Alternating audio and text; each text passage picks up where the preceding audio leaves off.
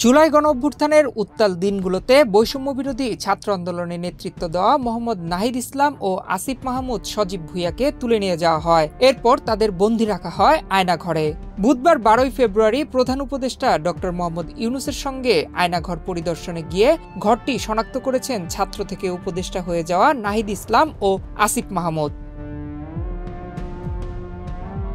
তখন বৈষম্যবিরোধী ছাত্র আন্দোলনের সমন্বয়ক হিসেবে আন্দোলনের নেতৃত্বে থাকা বর্তমান নাহিদ ইসলাম এখন অন্তর্বর্তী সরকারের তথ্য ও সম্প্রচার উপদেষ্টা, আর আসিফ মাহমুদ সজীব ভুঁইয়া স্থানীয় সরকার, পল্লী উন্নয়ন ও সমবায় উপদেষ্টা।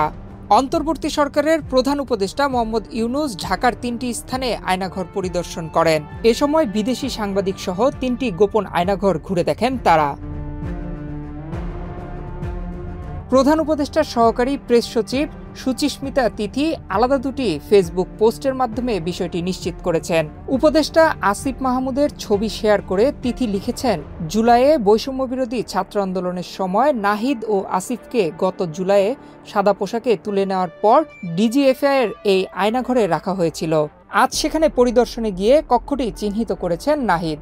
এই কক্ষের একপাশে টয়লেট হিসেবে একটি বেসিনের মতো ছিল বলে জানিয়েছেন তিনি। 5 আগস্টের পর এই সেলগুলোর মাঝের দেয়াল ভেঙে ফেলা হয়, দেয়ালের রং করা হয়। এদিকে আয়নাঘর পরিদর্শনের পর নাহিদ ইসলাম সাংবাদিকদের জানান, তাকে যে কক্ষে আটক রাখা হয়েছিল সেই কক্ষের একপাশে টয়লেট হিসেবে একটি বেসিনের মতো ছিল।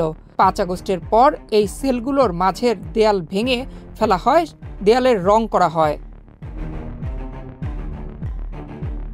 আসিফ আরও জানান, তিনি দেয়াল দেখে কক্ষটিকে চিনতে পেরেছেন। কক্ষটি আগে অনেক ছোট ছিল, এখন মাঝের দেয়াল ভেঙে বড় করা হয়েছে।